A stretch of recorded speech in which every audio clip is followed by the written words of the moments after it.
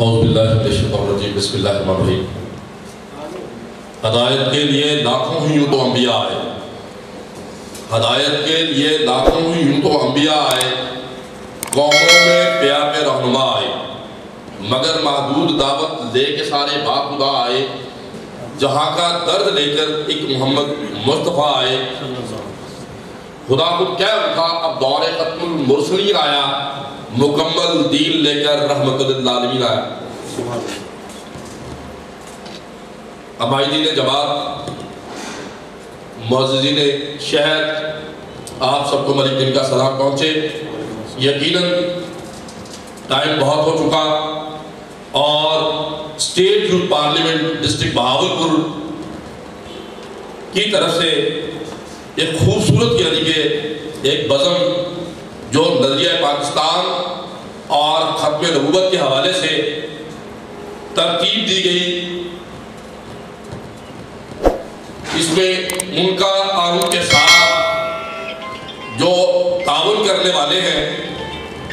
ان سب کا میں مشکور ہوں اور خراج تحسین پیش کرتا ہوں کہ یقیناً آج نظریہ پاکستان کو ہم بھول چکے اور اسی طرح نبی کریم صلی اللہ علیہ وسلم کی ختم نبوت کا جو تقاضا ہے، ناموس رسالت کا جو تقاضا ہے،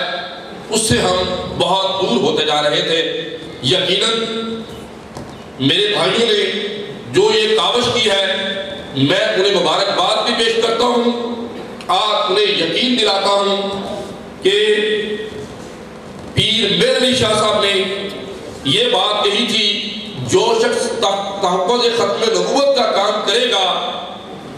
میں کہتا ہوں کہ اس پر، اس کی پشت پر سرور کائنات کا ہاتھ ہوتا ہے۔ بات اتنے بڑے اللہ والے کی اس بات کو میں آگے بڑھاتے ہوئے کہتا ہوں کہ یقیناً جو اس مجلس میں جتنے لوگ آئے ہیں، یہ آج کی مجلس ہمارے لیے ذریعہ نجات بن جائے گی انشاءاللہ۔ ہم سود کی اٹھی لے کر یوسف کے خریداروں میں شامل ہو چکے ہیں۔ نبی کریم صلی اللہ علیہ وسلم جو کلمہ لے کر آئے، وہ کلمہ ہی ہمارے پاکستان کی بنیاد ہے۔ وہ دو قومی نظریہ، جیسا کہ میرے بھائی یہاں سے کہہ رہے تھے کہ نبی کریم صلی اللہ علیہ وسلم نے جب اسلام کی دعوت دی تو اس وقت ہی دو گروہ بن گئے، ایک اسلام والوں کا تھا اور ایک اسلام کے مخالف کا تھا۔ یقیناً بر صغیر پاک و ہند میں اس نظریے نے اس وقت جگہ بنائی جب اس ہندوستان میں پہلے مسلمان نے کلمہ پڑھا۔ یقیناً یہی کلمہ تھا جو کہ ہمیں اس حد تک لے آیا کہ انگریز کے بعد ہندو بنیا ہمیں اپنا غلام بنانا چاہتا تھا، اور اس وقت کے جو علماء کرام، مجاہدین اور تحریک آزادی کے جو رہنما تھے، ہیروز تھے، انہوں نے وہ قربانیاں دی کہ جس کی مثال نہیں ملتی۔ یقیناً پاکستان کی بنیادوں میں ہمارے باوجود کا خون پانی کی جگہ، گوشت گارے کی جگہ اور ہڈیاں اینٹوں کی جگہ لگی ہیں۔ اتنی قربانیوں کے بعد ہمیں یہ پاکستان ملا، اور پاکستان کی بنیادوں میں جو اتنی بڑی قربانیاں دینے کے بعد جب ہمیں پاکستان ملا تو پاکستان کا جو خواب قربانی دینے والوں نے دیکھا تھا، وہ خواب پورا ہوتا ہوا نظر نہیں آیا۔ تو وہ کہنے پر مجبور ہوئے کہ کس قدر مہنگی پڑی ہے روشنی کی آرزو، شہر رگوں کا خون بہ کر ایڑیوں تک آ گیا۔ اسی طرف اشارہ تھا میرے بھائی بشیر پردوسی صاحب کر رہے تھے کہ ہماری آپ کی پارلیمنٹ میں وہ چیز نظر نہیں آتی جو کہ اسلام کے مطابق ہونا چاہیے تھی۔ لیکن پردوسی صاحب، آپ دل کو بڑا کیجئے، کشادہ کیجئے، دعا کیجئے کہ ہمارے ہی مکتبہ فکر کے لوگ تھے، علماء کرام تھے کہ انہوں نے قربانی دے کر، میں کہنا چاہوں گا کہ پیر میر علی شاہ ہو، شاہ احمد نورانی ہو، عبدالستار نیازی ہو، مفتی محمود ہو، یا احسان اللہ ظہیر ہو، یا مولانا مودودی ہو، ان لوگوں کی قربانیوں کی وجہ سے یقیناً وہ قدم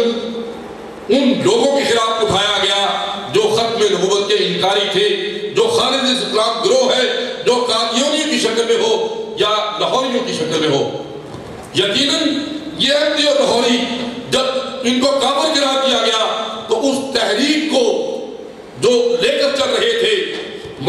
یوسف بنوری اگر ان کا نام بھی نہ لیا جائے تو یہ بھی ظلم اور زیادتی ہوگی۔ مولانا یوسف بنوری نے اس تحریک کی قیادت کی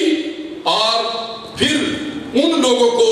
کہ جو ڈاکو ہیں، جو اسلام پر ڈاکہ ڈالنا چاہتے ہیں، جو گھر کے ہو کر اس دین کو نقصان پہنچانا چاہتے ہیں، تو میں بچانا چاہتا ہوں کہ نبی کریم صلی اللہ علیہ وسلم نے خود فرما دیا تھا کہ میں آخری نبی ہوں،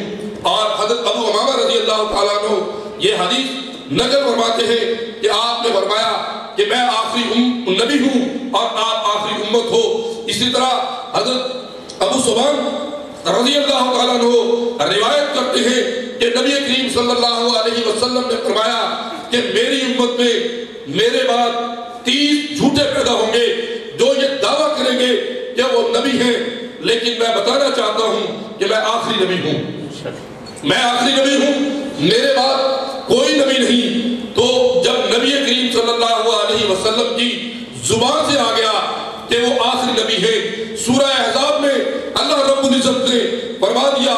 کہ اس کی آیت 40 میں یہ ارشاد فرما دیا کہ محمد تمہارے مردوں میں سے کسی کے باپ نہیں، کسی کے باپ نہیں، وہ نبی ہے اور آخری نبی ہے۔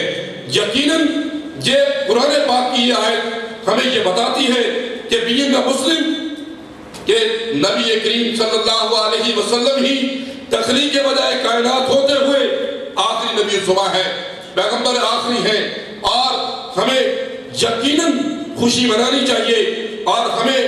نبی کریم صلی اللہ علیہ وسلم کا امتی ہونے کی حیثیت سے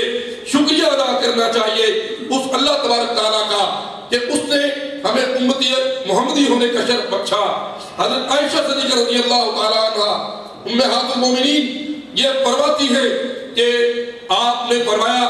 کہ میں آخری نبی ہوں، آپ آخری امت ہو، اور آخری انبیاء کرام کی جو مسجد ہے وہ میری مسجد ہے۔ مسجد نبی کے حوالے سے فرمایا یقیناً نبی کریم صلی اللہ علیہ وسلم کے 210 فرامین، 210 صحیح احادیث اس کے متعلق ہے کہ نبی آخر الزمان آخری نبی ہے، اور 100 آیات قرآن پاک میں ایسی ہیں جس میں نبی کریم صلی اللہ علیہ وسلم کو آخری نبی بتایا گیا ہے، اور اللہ کے نبی کا 4 بار محمد کے نام سے اللہ کے نبی کو پکارا گیا قرآن پاک میں، اور 1 بار احمد کے نام سے پکارا گیا۔ لیکن 19ویں صدی کا ملعون احمدی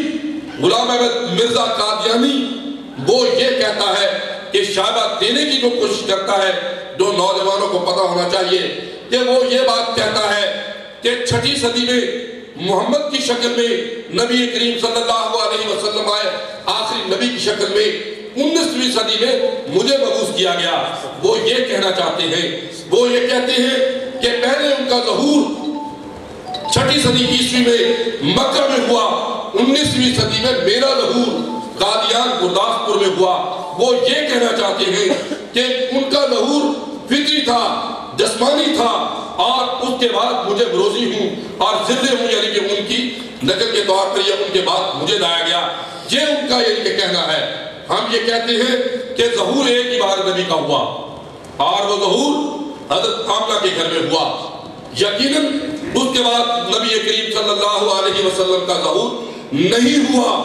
اور اسی وجہ کے بعد، اسی ولادت کے بعد نبی کریم صلی اللہ علیہ وسلم زمان و مکان، دنیا جو آخری دنیا، آخری فرد جب دنیا میں آئے گا، اس فرد تک اور تمام زمانوں کے لیے اور قیامت تک کے تمام انسانوں کے لیے ہمارا عقیدہ یہ ہے کہ آپ نبی بنا کر بھیجے گئے ہیں۔ سوال کرنے والا یہ شائبہ لگاتا ہے کہ حضرت عیسیٰ علیہ السلام تو جب آپ نبی مانتے ہو اور اسے اٹھا لیا گیا، تو اب جب انہیں اتارا جائے گا کیا وہ نبی ہوں گے؟ تو میں بتانا چاہتا ہوں، جو میں نے علماء کرام سے سنا، پڑھا، جو وہ یہ پڑھا کہ حضرت عیسیٰ علیہ السلام اب جب دنیا میں آئیں گے تو نبی کریم صلی اللہ علیہ وسلم کی امتی کی حیثیت سے آئیں گے، کہ نبی کریم صلی اللہ علیہ وسلم آخری نبی تھے، ہیں، رہیں گے۔ یقیناً ان سے پہلے حضرت عیسیٰ علیہ السلام کو اتارا گیا اور وہ زندہ اٹھا لیے گئے، اب وہ نبی کی حیثیت سے نہیں آئیں گے، پہلے ان کی ولادت نبی کی حیثیت سے ہوئی، اب ان کا آنا امتی کی حیثیت سے ہوگا۔ میں مبارکباد پیش کرتا ہوں تمام امت محمدیہ کو کہ یقیناً آپ لوگ مبارکباد کے مستحق ہیں کہ اس تخلیق بجائے کائنات جس کے لیے اللہ رب العزت نے اس کائنات کو تخلیق کیا، آپ کی نجات کے لیے رو رو کر دعائیں کی۔ میں بتانا چاہتا ہوں میرے محترم علماء کرام کو کہ یقیناً جو ہمارے باؤداد نے پاکستان کے لیے قربانیاں دی، 1973 میں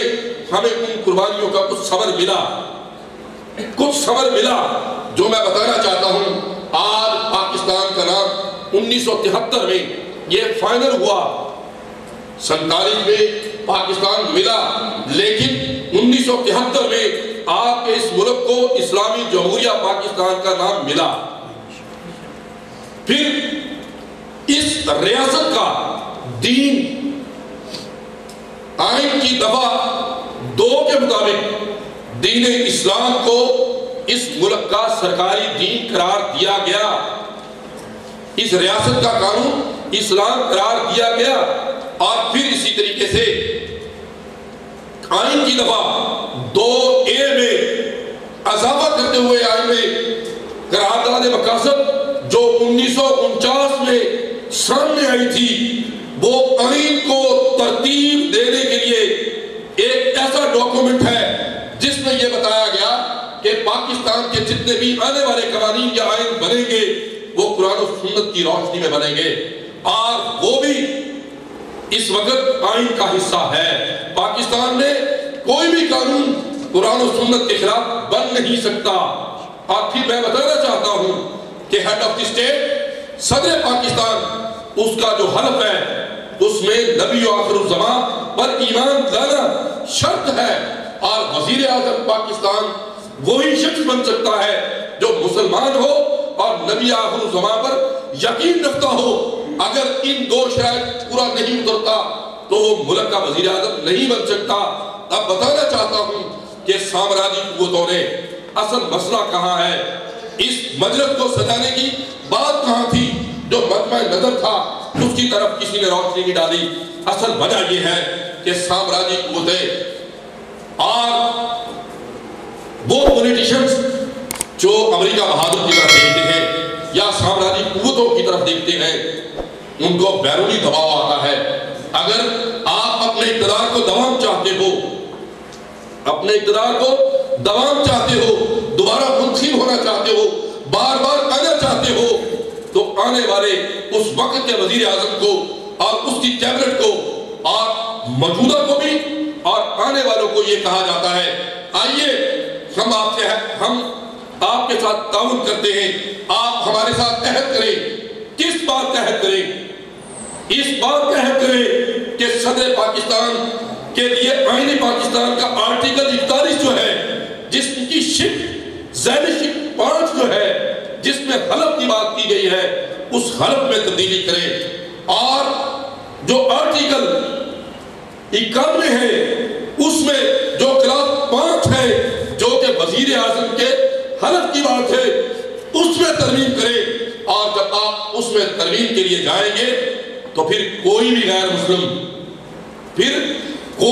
مسلم صدر پاکستان بن سکتا ہے، کوئی بھی غیر مسلم اس پاکستان کا وزیر اعظم بن سکتا ہے۔ لیکن کمزور وزیر اعظم گزرے، بڑے سارے کمزور وزیر اعظم گزرے، اور بڑے سارے MLA کمزور گزرے، بڑے سارے کمزور سینیٹر گزرے، انہوں نے کوشش کی، لیکن میں مبارکباد پیش کرتا ہوں ان قائدین کو جن علماء کرام نے 1974 میں ترمیم کروا کے اس 19ویں صدی کے جھوٹے نبی کو اور اس کی امت کو کافر قرار دلوا کر جو قربانی دی، 1973 کے آئین میں جو ترمیم کروا دی، اور اس کے نتیجے میں تعزیرات پاکستان میں شعار اسلامی کے حوالے سے جو قوانین بنوا دیے 295C کی شکل میں یا 95A کی شکل میں یا 295B کی شکل میں، میں ان علماء کرام کو اور اس وقت کی اسمبلی کو اور اس وقت کے وزیر اعظم کو خراج تحسین پیش کرتا ہوں۔ یقیناً انہوں نے وہ کام کیا جو قیامت تک کسی بھی اسلامی ملک میں نہ پہلے ہوا۔ توقع رکھتا ہوں شاید ہو جائے، شاید یہ اتنا بولڈ سٹیپ نہ اٹھایا جائے۔ اس بولڈ سٹیپ میں علماء کرام کی قربانی بہت بڑی تھی۔ اس تحریک کو جلا دینے والے میں اگر سید عطا اللہ شاہ بخاری کا نام نہ لوں، جو کہ برف کی سلوں پر پڑے رہے اور انہیں قربانیاں دینا پڑی، انگریز بہادر نے ان کو برف کی سلوں پر ڈال دیا اور یہی کہا کہ تم ختم نبوت سے انکاری ہو جاؤ، تو میں تمام مکتبہ فکر کے علماء کرام کو اپریشیٹ کرتا ہوں۔ اور آج اس پلیٹ فارم پر تمام علماء کرام کی موجودگی، میں یقین کرے میرے اطمینان قلب کے لیے یہ کافی ہے کہ آپ لوگ یہاں پر آئے۔ آپ بھی یقیناً ان بڑوں کو دیکھ کر ان کے نقشہ قدم پہ چل رہے ہیں، آپ لوگ مبارکباد کے مستحق ہیں۔ ہم جیسے دنیا دار لوگ بھی یہاں پر موجود ہیں، یقیناً ہم بھی سود کی ہڈی لے کر یوسف کے خریداروں میں شامل ہونا چاہتے ہیں، لیکن بتانا چاہتا ہوں کہ جب ملک نعیم نے حاصل پور کی سیاست میں قدم رکھا تو مجھے سب سے پہلا جو گولڈ میڈل یہاں پر ملا وہ ختم نبوت کے حوالے سے FIR تھی۔ اور میرے یہ کامیابی کے لیے جس دن مجھ پر یہ FIR ہوئی، اس کے بعد FIR ہوتی رہی، لیکن میں نے اس وقت ہی کہہ دیا تھا کہ اللہ رب العزت نے مجھے قبول کر دیا۔ اور آج میں اس پلیٹ فارم سے یہ پھر ادا کرتا ہوں کہ نبی آخر الزمان کی ناموس کے لیے کسی قسم کی بھی قربانی دینا پڑی تو دریغ نہیں کریں گے۔ ہم جان بھی دیں گے، وقت بھی دیں گے، مال بھی دیں گے، حاضریاں دیں گے، وقت دیں گے، جہاں پر پکارا جائے گا قربانی دیں گے۔ اور آخر میں میں ان الفاظ کے ساتھ اجازت چاہوں گا کہ وہ دارِ سبل ختم رسول بولائے کل، وہ دارِ سبل ختم رسول بولائے کل، جس نے بخشا ہے غبار راہ کو فروغ وادی سینہ، وہی یاسین، وہی قرآن، وہی فرقان، وہی طٰہٰ۔ کہنے کو بہت کچھ تھا، کہنا یہ چاہوں گا کہ آئین پاکستان میں ابھی بھی تھوڑی سی ترمیم کی ضرورت ہے۔ پارلیمنٹ میں صرف ایک کام کر لیا جائے تو پاکستان ایشین ٹائگر ہی نہیں، یقیناً امت اسلامیہ کی رہبری کرنے کے قابل ہے۔ یقیناً وہ کام کیا ہے کہ معاشی نظام، سودی نظام ختم ہو جائے۔ سعودی نظام اس پاکستان کی جڑوں میں بیٹھ گیا ہے۔ اس سودی نظام نے، اس معاشی نظام نے پاکستان کو نیچے لا کر کھڑا کیا ہوا ہے۔ اگر علماء کرام قربانی دیں اور اس پر کھڑے ہو جائیں، پارلیمنٹ کے ممبرز اگر سود سے اس ملک کا چھٹکارا دلوا دے، تو میں ڈاکٹر اسرار احمد کو، پروفیسر طاہر القادری کو اور اسی طریقے سے یوسف بنوری صاحب کے جو فلسفہ ہے اس فلسفے کو سامنے رکھ کر اگر یہ لوگ تراغیب کی طرف چلے جائیں تو میں اس پارلیمنٹ کے لوگوں کو مبارکباد دوں گا۔ اور جن علماء کرام نے سود کے حوالے سے کام کیا ہے، چاہے وہ ابو علا مودودی ہو یا دوسرے مفکرین ہو، ان مفکرین نے جو ہمارے معاشی نظام کے حوالے سے شرائط دی ہیں، ان کو ہم سامنے رکھ کے اگر کوئی ترغیب کر لے، اس نظام کو تبدیل کر لے، تو میں یقیناً یہ کہہ سکتا ہوں کہ پاکستان آگے بڑھ جائے گا۔ آخر میں حلف کے وہ الفاظ دہرانا چاہتا ہوں کہ جس حلف میں وہ ترمیم چاہتی ہے، 4 لائنیں وہ لازمی بتانا چاہتا ہوں کہ جو ہمارے نوجوانوں کے ذہنوں میں نہیں ہے، ماں سوائے ان لوگوں کے جو پارلیمنٹ میں موجود ہیں یا جو اس حلف کو پڑھتے ہیں یا دیکھتے ہیں، وہ حلف کیا ہے، وہ 4 لائنیں کیا ہیں۔ اس حلف میں ہم نے ترمیم ہونے نہیں دینی، اس چیز کا ہم نے ارادہ کر کے اٹھنا ہے۔ وہ اس میں ترمیم اس میں یہ ہے کہ میں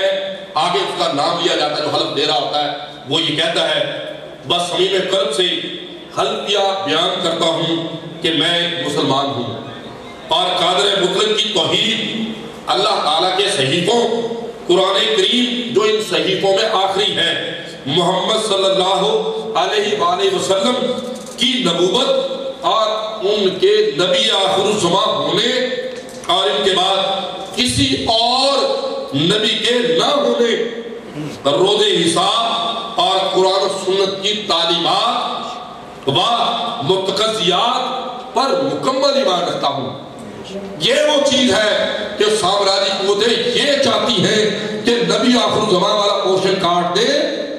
اور آنے والے نبیوں کے لیے راستہ کھول دے۔ تو آج کے اس پلیٹ فارم سے ہم یہ قرارداد پاس کریں گے کہ حکومت وقت اس حلف میں ترمیم نہ کرے اور اس کی جسارت کرنے والوں کے متعلق یہ ترمیم کر دے کہ انہیں غدار پاکستان قرار دیا جائے۔ یہ ترمیم آج کے پلیٹ فارم سے قرارداد پاس کر کے پہنچائی جائے کہ جو اس میں ترمیم کرنے کی کوشش کرے وہ آئین پاکستان کا غدار ہو اور خارج اسلام ہو۔ یہ تقاضا اس لیے کرتا ہوں کہ میری غیرت عوانی یہ کہتی ہے کہ حلف میں ترمیم کی جو جسارت کرے، میرے بھائی نے لکھا ہے کہ کم ظرف حلف نامے میں ترمیم کی جسارت نہ کرے، تو میرے بھائی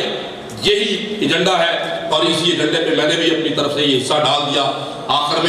میں اجازت چاہوں گا ان الفاظ کے ساتھ کہ تو ادھر ادھر کی بات نہ کر، یہ بتا کہ قافلہ کیوں اٹھا، مجھے راہزنوں سے گلا نہیں، تیری راہبری سے سوال ہے، ان راہبروں سے جو پارلیمنٹ میں بیٹھے ہوئے ان سے میرا ایک بات پھر سوال ہے کہ خدا کے لیے ختم نبوت کے قانون پر تم مؤثر کوئی ایسا نااہل عمل بنائے کہ کسی کو جسارت نہ ہو۔ بہت بہت بہت جناب یہ